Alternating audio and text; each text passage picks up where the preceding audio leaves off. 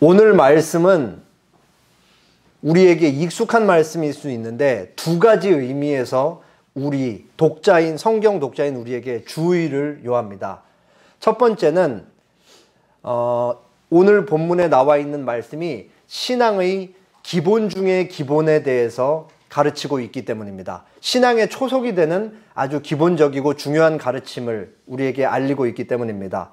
그리고 또 다른 하나는 뭐냐면 본문을 그냥 대충 쓱 읽으면은 하나님께서 여호수아를 위로만 하고 계시다라고 이해하고 넘어갈 수 있기 때문입니다. 하나님께서 물론 여호수아를 위로하고 계세요. 그러나 위로만 하고 계시진 않고 위로와 더불어서 또 중요한 내용들을 같이 얘기하고 있다는 것을 우리가 반드시 기억을 해야 됩니다. 이 두 가지 사실을 염두에 두시고 오늘 본문에서 하나님께서 여호수아에게 무엇을 말씀하고 계시는지 저희가 한번 따라가 보도록 하겠습니다. 여호수아는 이제 바로 눈앞에 가나안 땅, 하나님의 약속이 있는 땅, 젖과 꿀이 흐르는 땅을 앞두고 있습니다.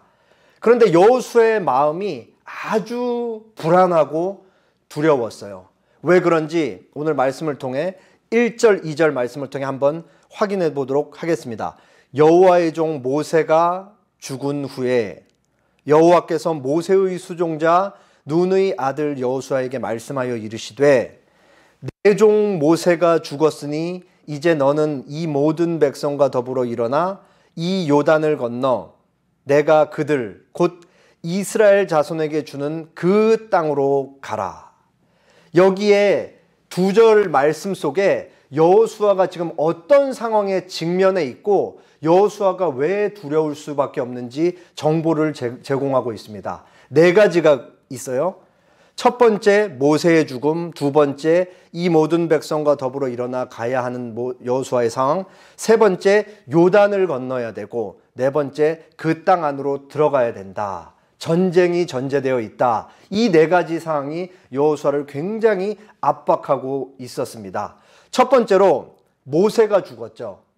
모세는 이스라엘에서 전무후무한 지도자였습니다. 그리고 제가 짧게 퀴즈 하나 드리면은 모세가 이스라엘 백성을 몇 년 동안 다스렸죠?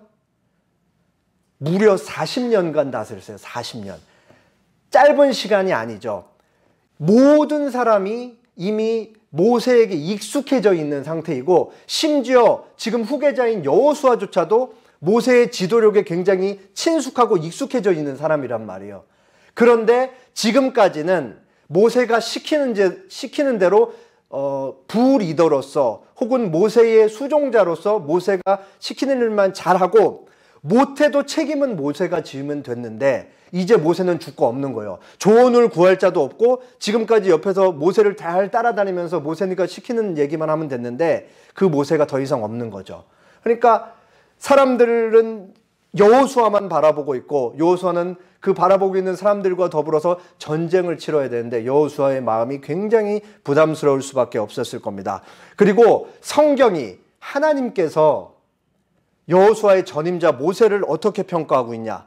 신명기 마지막 장 34장 10절, 12절, 10절부터 12절에 하나님께서 모세를 이렇게 평가합니다.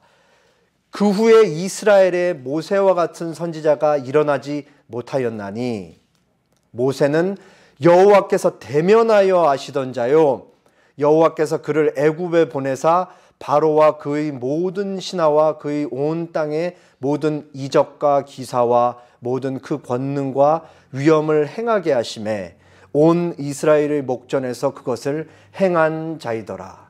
하나님의 평가가 이렇게 좋은 거예요.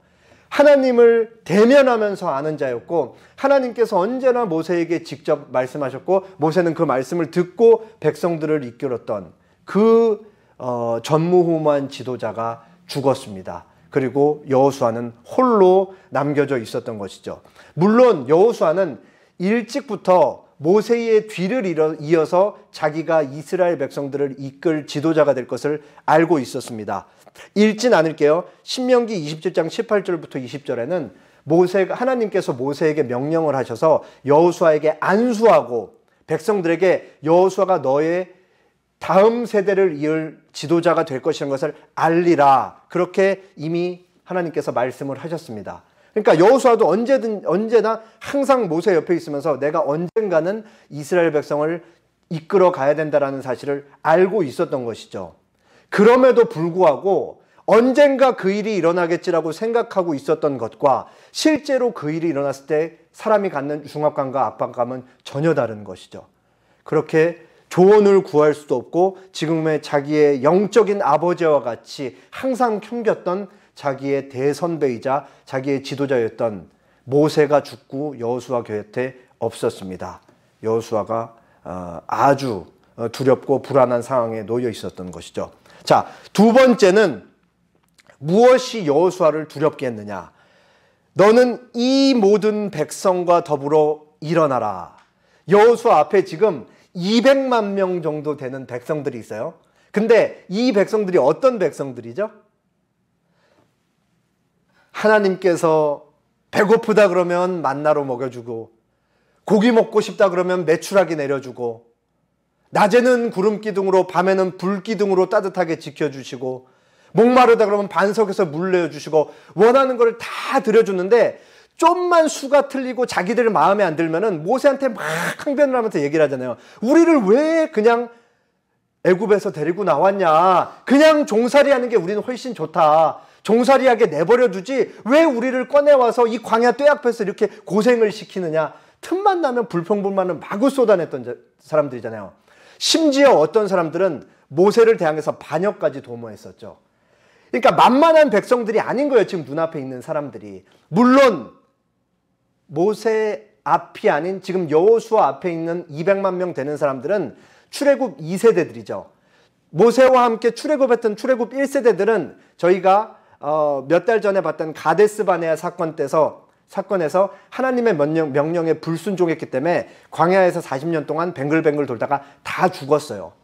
지금 여호수아 앞에 있는 사람들은 전부 출애굽 2세대들로서 광야에서 태어났거나 출애굽했을 때 어린 아이들이었던 사람들이 있는 것입니다. 그럼에도 불구하고 당연히 이 사람들은 만만하지 않은 사람들이라는 것은 자명한 사실인 것입니다. 그리고 한 가지 더 어려운 문제가 있었어요. 지금 이스라엘 백성들은 전쟁을 해야 되는데 이 지금 여호수아 앞에 있는 백성들은 전쟁 경험이 많이 없는 거예요.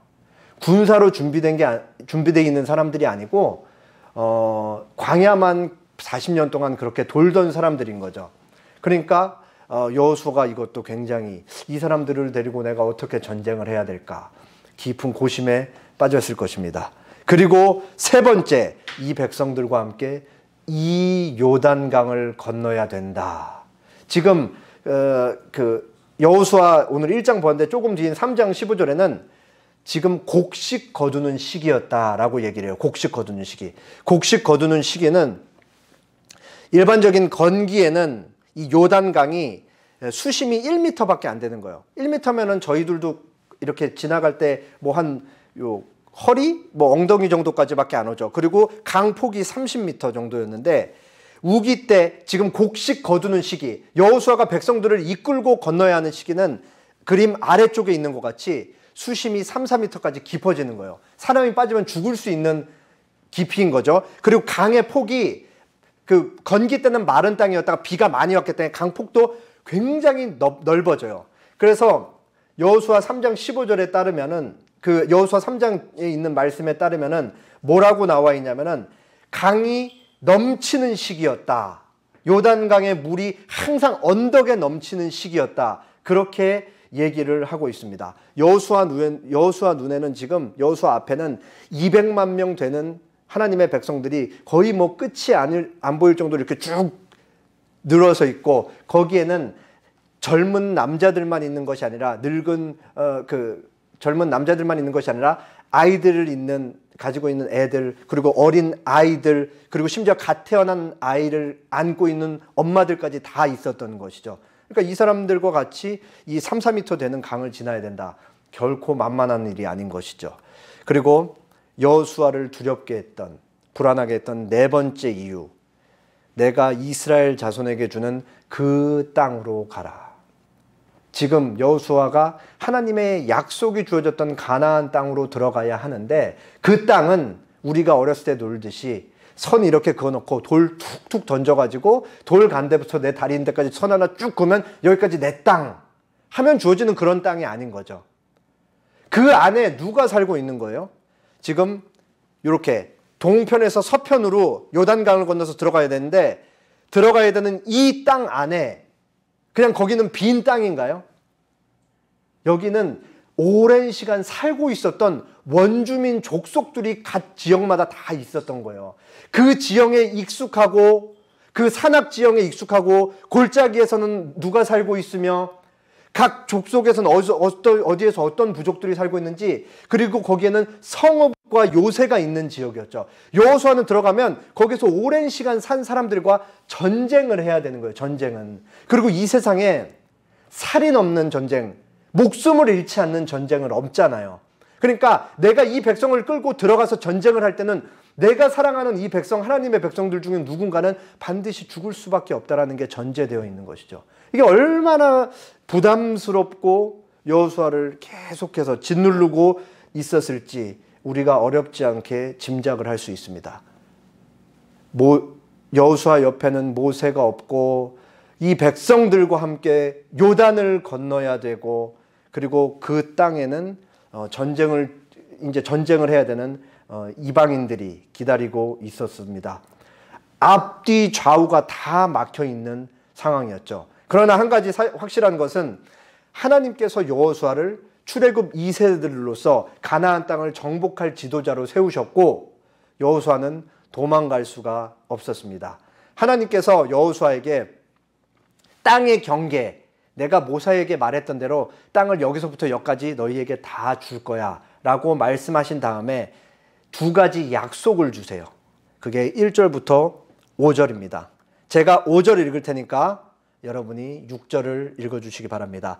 내 평생에 너를 능히 대적할 자가 없으리니 내가 모세와 함께 있었던 것 같이 너와 함께 있을 것임이니라. 내가 너를 떠나지 아니하며 버리지 아니하리니 강하고 너는 내가 그들의 조상에게 맹세하여 그들에게 주리라. 땅을 이 백성에게 차지하게 하리라. 아멘.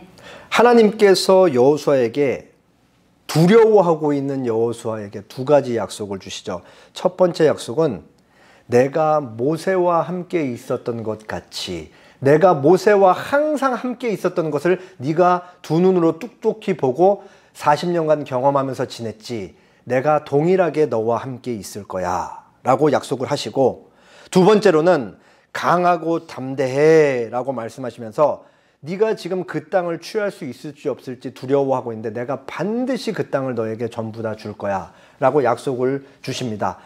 이 말씀이 여호수아에게 아주 큰 위로와 격려와 힘이 되었을 거예요. 얼마나 두려워하고 있는데 하나님께서 직접 여호수아에게 말씀하시니까 큰 위로와 힘과 격려가 되었을 것입니다. 그리고 하나님께서 여호수아에게 약속을 주신 다음에 이제 중요한 말씀을 하십니다. 그 이제 7절부터 9절까지 나와 있는 말씀이에요. 오직 강하고 극히 담대하여 나의 종 모세가 내게 명령한 그 율법을 다 지켜 행하고 우로나 좌로나 치우치지 말라. 그리하면 어디로 가든지 형통하리니 이 율법책을 내 입에서 떠나지 말게 하며 주야로 그것을 묵상하여 그 안에 기록된 대로 다 지켜 행하라. 그리하면 내 길이 평탄하게 될 것이며 내가 형통하리라. 내가 내게 명령한 것이 아니냐. 강하고 담대하라. 두려워하지 말며 놀라지 말라. 내가 어디로 가든지 내 하나님 여호와가 너와 함께 계시느니라. 하나님께서 여호수아에게 명령을 주시는 장면이에요. 여기는 방금 앞절 5절 6절에서 본 건 약속이었다면 여기는 명령입니다. 하나님께서 7절 보시면은 오직 강하고 극히 담대하라 라고 명령을 하시면서 그 뒤에 뭐가 따라 붙어요? 하나님께서 그냥 여호수아야 괜찮아, 모든 일이 다 잘 될 거야 이렇게 얘기하고 계신 게 아니고 여호수아에게 오직 강하고 극히 담대하라 라고 얘기하면서 나의 종 모세가 너에게 명령한 그 율법, 하나님의 말씀과 하나님의 뜻을 행하는 데 있어서 마음을 강하게 하고 담대하게 하고 구체적인 명령을 주고 계신 것입니다. 네가 이 율법을 지켜 행하는데, 나의 뜻을 행하는데 마음을 강하게 하고 담대하게 하는데, 이 일을 행하는 데 있어서 좌로나 우로나 치우치지 않아야 된다. 그래야지 네가 형통할 것이다. 이 땅을 정복할 수 있을 것이다 라고 말씀을 하시는 거예요. 이게 얼마나 중요한지 하나님이 한 번 더 반복을 하세요. 이 율법책을 너의 입에서 떠나지 말게 하며 너는 밤낮으로 그것을 곱씹고 되새기고 읊조리고 또 읊조리면서 그것에 지켜진 것을 항상 생각하면서 거기에 있는 대로 다 지켜서 행하라. 그리하면 너의 길이 평탄하게 될 것이요 네가 형통하리라. 여기서 주는 말씀이 뭐냐면은 마치 하나님께서 아담과 하와에게 선악을 알게 하는 나무의 열매를 주신 것과 비슷해요. 하나님께서 아담과 하와에게 선악을 알게 하는 나무의 열매를 주셨을 때 이 아담과 하와는 선악이 알게 하는 나무의 열매를 보면서 항상 뭐를 생각해요? 그 나무를 보면서 뭘 생각하는 거죠? 하나님께서 저 나무의 열매는 절대로 따서 먹지 말라고 하셨다. 하나님의 명령을 기억하고 동시에 뭘 기억해요? 그 명령을 준 분이 계시다. 그분은 나를 지은 창조주이시다라는 것을 기억하는 거죠. 여기서 하나님께서 여호수아야 너 율법을 지켜 행해. 그리고 그것을 밤낮으로 묵상하면서 반드시 그것을 지켜라고 했을 때는 그 명령을 주신 하나님이 있다라는 것을 늘 생각하면서 살아라. 그리고 하나님의 기뻐하는 뜻이 하나님의 말씀에 담겨 있다라는 것을 항상 기억하라고 여호수아에게 그렇게 알리시는 것이죠. 그리고 여호수아에게 요구되는 것은 하나님의 말씀에 전적으로 순종하는 것이라는 것을 우리가 들을 수가 있습니다. 그리고 마지막 9절에는 하나님께서 명령을 하시고 또 동시에 약속을 주시는 거예요. 강하고 담대하라. 그런 다음에 하나님께서 뭐라고 하시죠? 두려워하지 말며 놀라지 말라. 아주 놀라운 사실이 여기서 두려워하다 놀라다라는 말이 미완료예요. 의미심장하죠? 세 번째로 하나님께서 여호수아에게 강하고 담대하라고 하시는데 두려워할 일이 계속 생길 것이기 때문에 두려워하지 말라. 놀랄 일이 계속 생길 것이기 때문에 놀라지 말라라고 얘기를 하는 거예요. 왜 그러죠? 하나님의 말씀을 듣고 지켜서 순종하면 반드시 두려워할 수밖에 없는 상황이 계속해서 올 것이기 때문에 하나님의 말씀을 주야로 묵상해서 그 가운데 기록된 대로 지켜 행하면 놀랄 수밖에 없는 상황이 계속 올 수밖에 없기 때문에 하나님은 여호수아에게 마음을 강하게 하고 담대하라 라고 얘기하시고 약속을 같이 주시는 거예요. 그 두려워하고 놀랄 수밖에 없는 상황에 네가 어디로 가든지 내가 항상 내가 너와 함께 있을 것이다 라고 그렇게 얘기를 하는 것이죠. 이 오늘 내용이 너무 중요하기 때문에 한 번 더 정리를 할게요. 오늘 본문에 강하고 담대하라가 3번 반복해서 등장해요. 근데 반복해서 등장할 때마다 뭐와 어떤 표현과 붙어서 나오는지 그게 각각 다 달라요. 우리가 이거를 잘 파악해야 돼요. 오늘 본문에서. 첫 번째 하나님께서 6절에 여호수아에게 강하고 담대하라고 하셨는데 그 6절에서는 하나님의 약속과 함께 강하고 담대하라 라는 말씀이 나오는 거예요. 내가 너와 함께 할 것이야. 내가 모세에게 약속했던 그 땅을 반드시 너에게 줄 것이야. 나의 약속을 기억하는데 너는 강하고 담대해 라고 얘기하시고 두 번째는 7절부터 8절까지 강하고 담대하라는 말씀이 나와요. 근데 여기서는 하나님께서 나의 뜻을 지켜 행하는데 너는 강하고 담대해야 돼. 그리고 세 번째 강하고 담대하라는 9절에 나오는데 하나님의 명령과 약속이 같이 나오죠. 너는 나의 뜻을 지켜 행하면 반드시 두려워할 수 있는 상황과 직면하게 될 거야. 반드시 놀랄 수밖에 없는, 무서워할 수밖에 없는 상황과 마주하게 될 거야.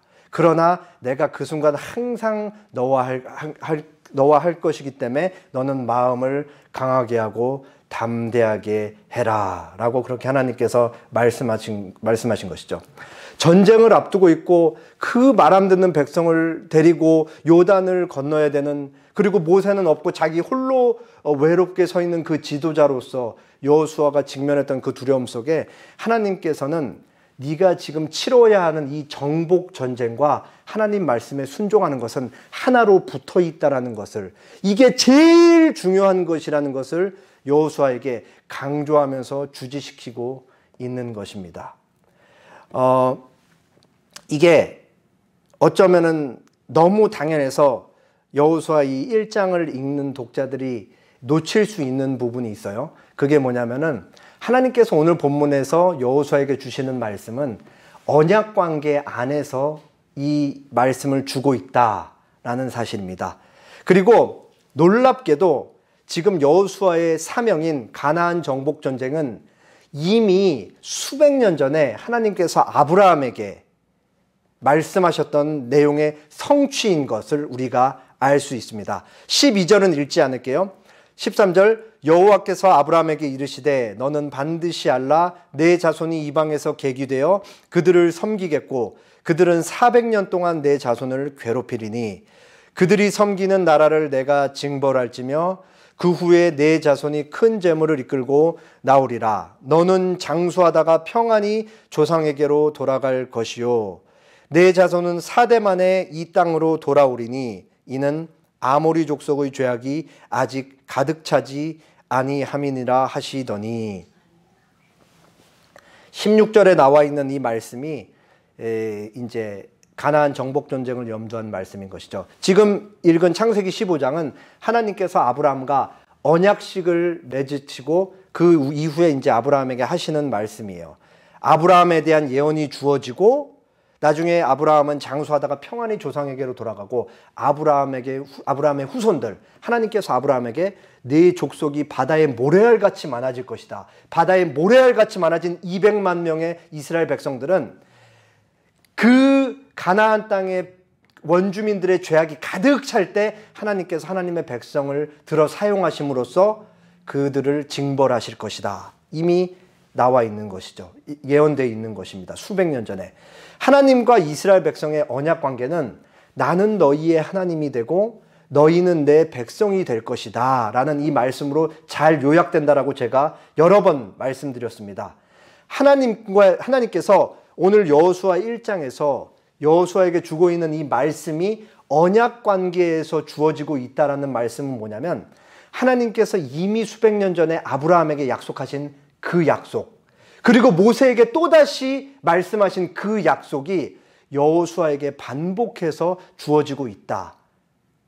그렇기 때문에 오늘 본문에는 내가 모세에게 말한 것과 같이라는 표현이 등장하고, 하나님께서 지금까지 항상 약속에 있어서 그 약속을 어긴 적이 없으시고 신실하셨기 때문에 여호수아에게 이렇게 말씀하시는 거예요. 나는 내 할 일을 할 테니까, 나는 너희의 하나님으로서 내 할 일을 할 테니까 너는 나의 언약 백성으로서 네가 마땅히 해야 될 그 책임을 하면 돼 라고 그렇게 말씀을 하는 것이죠. 그렇기 때문에 여호수아에게 요구되는 것이 뭐냐면 하나님의 약속을 기억하는 데 마음을 강하게 담대하고 그 하나님의 약속을 기억하면서 늘 하나님의 말씀에 순종하는 삶을 살아가는 것. 그리고 그 순종하는 삶을 살아갈 때 두려운 상황에 반드시 직면할 것인데 그때조차도 하나님이 내 삶의 주권자이시고 내 삶을 약속하신 대로 이끌어 가신다라는 이 약속을 붙잡는 그 믿음으로 반응하는 삶을 요구받고 있는 것이죠. 여호수아가 하나님의 뜻을 쫓아서 살아갈 때 두려워할 수밖에 없는 상황이 항상 올 것이에요. 왜 그러냐면 여호수아가 하나님의 말씀을 순종하는 그 장은 어디서 펼쳐지냐면 세상에서 펼쳐지기 때문이에요. 아무도 없는 무인도에서 그냥 혼자 하나님의 말씀을 지키는 게 아니고 수많은 사람들의 관계 속에서 외부 환경 속에서 하나님의 말씀에 순종하라는 명령이 주어지기 때문에 항상 두려울 수밖에 없죠. 왜 그래요? 왜? 세상은 근본적으로 하나님과 대치되어 있고 하나님의 거룩하신 뜻과 충돌할 수밖에 없기 때문에 그래요. 그렇기 때문에 하나님의 언약 백성이, 하나님의 사람이 하나님의 뜻을 쫓으며 매일매일 살아갈 때는 세상과 늘 충돌하면서 살아갈 수밖에 없다라는 것이죠. 그런 의미에서 하나님의 율법을 지켜 행할 때는 반드시 두려워하는 상황과 직면할 수밖에 없다. 그때 너는 나의 약속을 기억하면서 내가 너와 함께 한다라는 사실을 기억해라 라고 그렇게 얘기를 하시는 것이죠. 여기서 진짜 대두되는 싸움은 뭐냐면은 눈에 보이는 세상이 크냐? 아니면 그 약속을 주시고 내가 너를 지킨다라고 말씀하신 하나님이 더 크시냐? 항상 이 싸움인 거예요. 세상이 더 크냐? 하나님이 더 크냐? 돈이 더 크냐? 하나님이 더 크냐? 세상의 권력자들이 더 크냐? 하나님이 더 크냐? 항상 이 싸움이라고요. 여기서 우리 안에 있는 이 연약함이 두려움과 불안을 불러일으키고 세상에 있는 사람들 더 크게 보이게 하고 하나님이 더 작게 보이게 하는 이것들이 맞물려서 이렇게 살아가는데 거기서 하나님이 말씀하시는 것이죠. 내가 항상 너희와 함께 하실 것이다. 그렇기 때문에 너희는 진리를 쫓으며 살아가라 라고 말씀하시는 겁니다. 여리고 전쟁. 이 여리고 전쟁이 지금 여호수아에게 주어진 말씀과 딱 맞아떨어져요. 이거 얼마나 이상한 전쟁인지 생각해 보셨을 거예요, 아마. 하나님께서 들어가자마자 첫 번째 전쟁을 말씀하시는데 여기서 무슨 계획을 여호수아야 앞으로 200만 명 중에 60만 명이 남자인데 60만 명 중에 앞으로 한 5천 명 뽑아가지고 1,500명은 정면으로 1,500명은 좌측으로 나머지 2,000명은 우측으로 이런 거를 하나도 말씀하시는 게 아니고 우리가 잘 알잖아요. 첫 번째 전쟁을 치는데 하나님이 뭘 말씀하시죠? 너는 그 여리고성 주위를 뱅글뱅글 돌아. 첫 번째 한 바퀴 아무 말 하지 말고 돌아. 나팔만 그냥 삐 불면서 돌아. 두 번째 날도 똑같이 아무 말 하지 말고 나팔만 삐 불면서 도는 거야. 셋째 날도 똑같이, 넷째 날도 똑같이, 다섯째 날도 똑같이, 여섯째 날도 똑같이. 그리고 일곱째 날 마지막 날은 7바퀴를 돌고 하나님이 말씀하실 때 그때는 나팔을 불면서 온 백성이 다 같이 고함을 쳐. 와! 마지막 날 7바퀴 돌고 와! 외치면서 나팔을 불었더니 어떻게 돼요? 성벽이 우르르 무너지잖아요. 이게 여호수아 입장에서 한번 생각을 해보세요. 내가 전쟁 지도자인데 내 백성들을 죽이면 안 되는 책임이 있는데 안에는 원주민이 있고 성읍이 있고 무기를 들고 있는 사람들이 있는데 거기를 무슨 이렇게 우리가 그 전쟁 영화에서 보듯이 이렇게 이렇게 다리 같은 거 올려고 기어 올라가서 싸우는 이런 구체적인 전략을 알려주시는 것이 아니고 뱅글뱅글 조용히 돌기만 해라. 여호수아 입장에서는 얼마나 무섭겠어요, 그게. 돌다가 누가 죽을지도 모르고 언제 튀어나올지도 모르고. 근데 너는 강하고 담대하라. 내 말씀을 지키는 데 있어서 반드시 두려워할 시간이 올 거다. 그러나 내가 너와 함께 하실 것이다. 여호수아가 이 말씀 기억하고 그대로 순종하죠. 그랬더니 어떻게 돼요? 성벽 우르르 무너지고 가서 대승, 전멸을 해버리잖아요. 제가 이미 한번 소개했던 것 같습니다. 제 아내가 되게 좋아하는 예화인데 마틴 루터가 종교개혁을 하던 당시에 있었던 일이에요. 이 교황청이 계속해서 이제 마틴 루터가 교황청을 상대로 제기했던 교황의 로마 천주교의 문제들을 철회하라고 계속 요구를 했잖아요. 그거를 이어가는데 이제 이 마틴 루터의 마음이 너무 낙심이 되는 거예요. 왜 낙심이 되냐면 이때 당시에 종교개혁을 일으키다가 이제 사람 한 명 화형시켜 죽이는 것쯤은 우스운 일이었기 때문에 거대 권력, 우리가 오늘날 상상할 수 없는 그 미국이 가진 그 막강한 권력 정도를 당시 로마 교황청이 갖고 있었던 것이죠. 거기서 자꾸 마틴 루터가 제기했던 질문들에 대한 철회를 요구받는데 언제 죽어도 아무렇지 않은 상황인 거예요. 그러니까 마틴 루터가 이게 낙심이 돼가지고 아이고 내가 이거를 계속 이어갈 수 있을까? 내가 이거를 해낼 수 있을까? 이런 두려움에 사로잡혀서, 왜냐면 목숨이 계속 왔다 갔다 하니까 언제 무슨 암살단 보내갖고 죽일지 모르니까. 그랬더니 갑자기 어느 날 루터의 부인이 상복을 입고 주변을 이렇게 왔다 갔다 거렸대잖아요. 그러니까 루터가 물었대요. 아니 당신 도대체 뭐 하는데 상복을 입고 돌아다니요? 누가 죽었어? 그러니까 이렇게 얘기했대잖아요. 당신이 이렇게 낙심하고 있는 걸 보면서 내가 하나님이 죽은 줄 알고 상복을 입었습니다. 루터가 그때 정신 번쩍 들어갔고, 그렇지, 하나님이 살아계시지. 만약에 하나님께서 뜻하신다면 이 두려운 상황을 이겨내게 하시겠지라고 정신 차리고 종교개혁을 이어갔다 그래요. 역사적으로 이미 검증이 됐죠. 증명이 됐죠. 종교개혁은 이루어졌고 우리는 그 종교개혁 그 위에 개신교 신앙을 갖고 있는 사람들입니다. 마틴 루터는 명확한 진리에 붙들려서 하나님의 뜻에 붙들려서 종교개혁을 시작한 거예요. 그러나 로마 카톨릭이라는 당대 최고의 권력자들, 그 권력 집단 앞에서 이제 두려워하고 불안해하면서 그렇게 떨었던 것이죠. 너무 당연한 거예요. 하나님의 진리를 고수하면 고수할수록 그 진리에 입각해서 자신의 생각을 굽히지 않으면 굽히지 않을수록 루터의 목숨은 점점 더 죽음에 가까워져 갔던 것이죠. 그런데 루터가 마침내 그 아내의 모습을 통해 이 모든 일에 대한 주권은 하나님께 속한 것이고, 나는 하나님이 말씀하신 대로 이 진리를 붙잡고 끝까지 싸우면 하나님의 뜻하시면 이 일은 반드시 이루어질 것이다 라고 그렇게 해서 체념하던 자리에서 일어나서 끝까지 싸웠던 것입니다. 우리가 매주 예배 시간에 십계명 말씀을 교독을 하잖아요.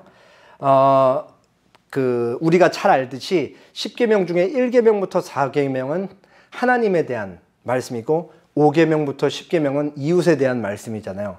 근데 제가 박영선 목사님께서 10계명에 대해서 이런 통찰을 제공을 하셨습니다.